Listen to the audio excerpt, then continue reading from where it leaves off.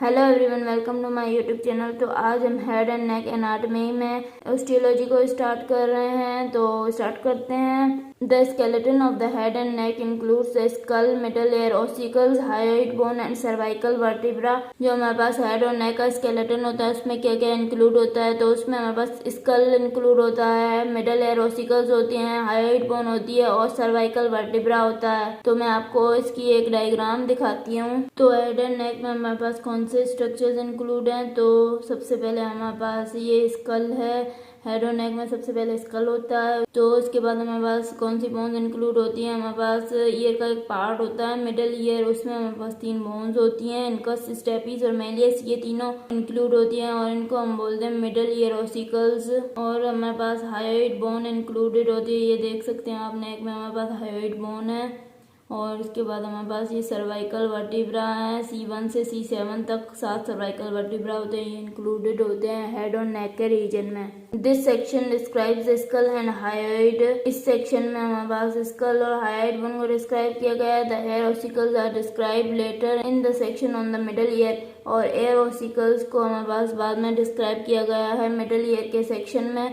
The cervical vertebra are covered in chapter 2 along with rest of the vertebral column। और जो cervical vertebra है उनको chapter 2 में cover किया गया है along with the rest of the vertebral column। दूसरा vertebral column की bones के साथ उनको वहाँ पे डिस्कस किया गया है। तो इस सेक्शन में हम पढ़ेंगे ऑस्टियोलॉजी ऑफ स्कल और हायोइड बोन को। The anatomical position of the skull is such that the lower margins of the orbits and the upper margins of the external acoustic meatus are in the same horizontal plane. अब इसमें हमारे पास anatomical position of skull को define किया गया है कि हम स्कल को किस एनाटॉमिकल पोजीशन में रख सकते हैं। तो ये बता रहा है कि एनाटॉमिकल पोजीशन ऑफ स्कल ये है कि जो लोअर मार्जिन होती है ऑर्बिट की और जो अपर मार्जिन होती हैं एक्सटर्नल अकाउस्टिक मीटर्स की, ये दोनों एक सेम हॉरिजॉन्टल प्लेन में होने चाहिए। तो आप इस डायग्राम में देख सकते हैं, हमारे पास लेटरल व्यू स्कल का, मैं आपको इस डायग्राम से समझाती हूँ। तो आप देख सकते हैं हमारे पास ऑर्बिट है और ये हमारे पास एक्सटर्नल अकाउस्टिक मीटर्स है। तो हमारे पास जो लोअर मार्जिन होती है ऑर्बिट की और जो अपर मार्जिन होती है एक्सटर्नल अकाउस्टिक मीटर्स की, ये दोनों सेम हॉरिजॉन्टल प्लेन में होने चाहिए। तो ये देख सकते हैं आप, मैं किस तरह ये इनको मिला रही हूँ। तो ये हॉरिजॉन्टल प्लेन होता है, तो ये दोनों हमारे पास सेम हॉरिजॉन्टल प्लेन में होने चाहिए। तो इसको हम बोलते हैं anatomical position of the skull. This is termed as the orbitomeatal plane, Frankfurt plane. इसको हम ऑर्बिटोमीटल प्लेन भी बोलते हैं और एक दूसरा नाम भी है Frankfurt plane. This corresponds closely with a natural horizontal cranial plane.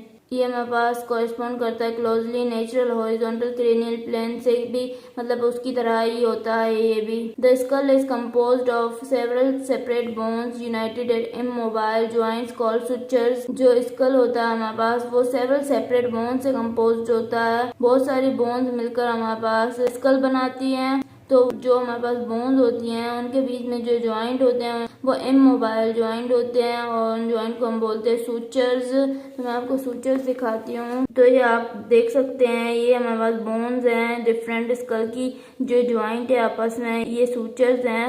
ये हमारे पास फ्रंटल बोन है, ये दोनों पैराइटल बोन्स है। तो ये फ्रंटल बोन पैराइटल बोन्स के साथ एक सूचर से जॉइंट है, तो इसको हम बोलते हैं कोरोनल सूचर। ये दोनों पैराइटल बोन्स भी आपस में जॉइंट है एक सूचर से, तो उसको हम बोलते हैं सजाइटल सूचर। तो इस तरह हमारे पास जो स्कल की बोन्स में ज्वाइंट होते हैं उनको हम बोलते हैं sutures. The connective tissue between the bones form suture ligaments. जो हमारे पास बोन्स के बीच में जो कनेक्टिव टिश्यू होता है वो हमारे पास सूचर लिगामेंट बनाता है, मतलब कि बोन को बोन के साथ लिगामेंट ज्वाइन करते हैं। और जो हमारे पास स्कल की बोन्स में लिगामेंट होते हैं उनको हम बोलते हैं suture ligament. The mandible is an exception to this rule as it is united to the skull by the mobile synovial temporomandibular joints।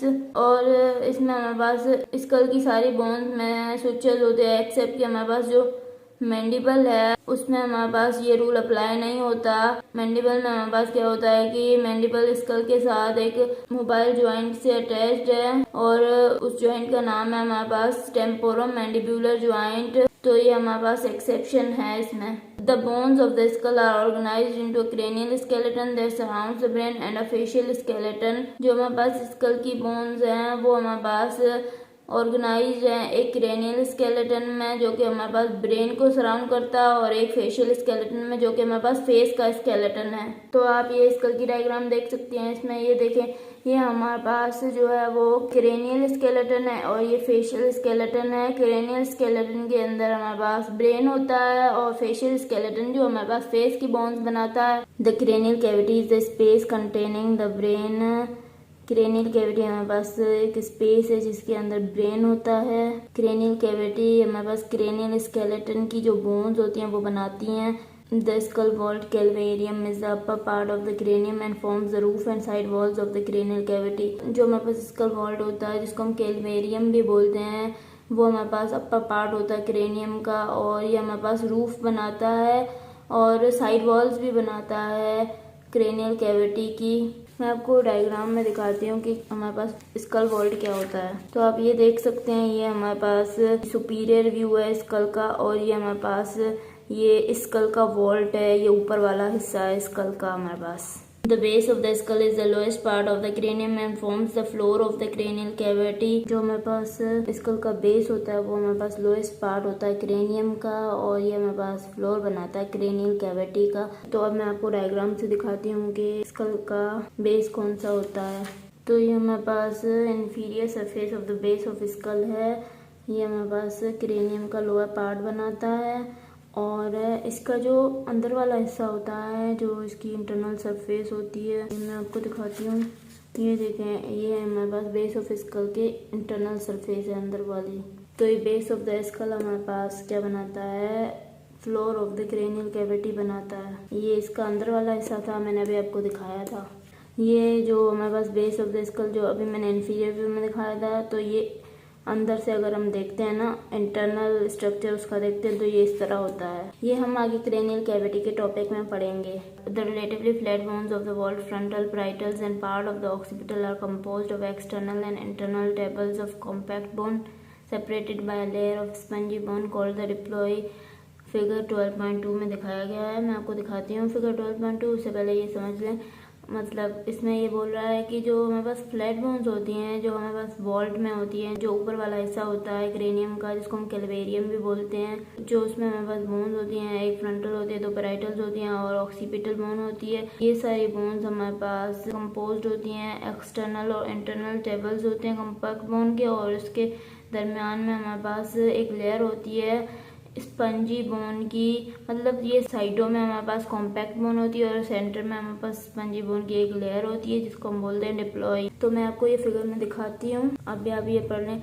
The internal table is thinner and more brittle than the external table. जो internal table है वो thin होता है और ज़्यादा brittle होता है external table से। The bones are covered with periosteum on both outer and inner surfaces. और जो हमारे पास बोन्स होती हैं वो पेरियोस्टियम से कवर्ड होती हैं दोनों आउटर और इनर सरफेसेस पे। The bones of the vault form via membranous ossification, where the bones of the cranial base and the facial skeleton form via endochondral ossification. जो बोन्स होती है हमारे पास वॉल्ट की, जो ऊपर वाला हिस्सा है उसकी, वो हमारे पास मेम्ब्रेनस ओसिफिकेशन से बनती हैं।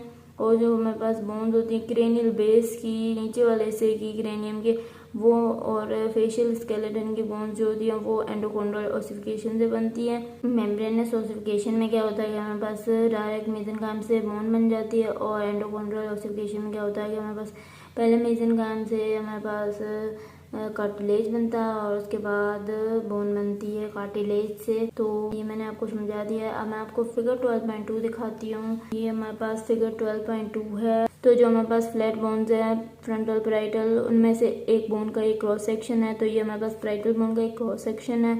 तो उसमें ये दिखाया गया है, ये हमारे पास देखें, ये बोन में ये आउटर टेबल है पैराइटल बोन का, ये इनर टेबल है पैराइटल बोन का। ये दोनों कॉम्पैक्ट बोन्स हैं, outer table of compact bone और ये inner table of compact bone, और इन दोनों के बीच में स्पंजी बोन है। तो उसकी एक लेयर है जिसको हम बोलते हैं डिप्लॉय, और इन दोनों तरफ से हमारे पास पेरियोस्टियम है।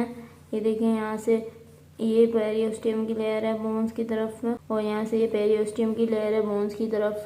तो बोन्स को पेरियोस्टियम दोनों तरफ से कवर करते हैं आउटर और इनर सरफेसेस पे। The cranium consist of the following bones, two of which are paired तो हमारे पास क्रेनियम में ये वाली बोन्स होती है, उनमें से 2 हमारे पास पेयर्ड होती हैं। तो फ्रंटल बोन 1 होती है क्रेनियम में, पैराइटल बोन 2 होती हैं और ऑक्सीपिटल बोन 1 होती है, टेम्पोरल बोन 2 होती हैं, स्फिनाइड बोन 1 होती है, इथमॉइड बोन 1 होती है। तो इसमें से हमारे पास 2 पेयर्ड हैं। तो कौन कौन सी हैं? पैराइटल बोन्स और टेम्पोरल बोन्स ये पेयर्ड हैं, बाकी सब अनपेयर्ड हैं। The facial skeleton consists of the following, 2 of which are single. Facial bones में ये सारी बोन्स हैं और उसमें से हमारे पास 2 सिंगल बोन्स हैं।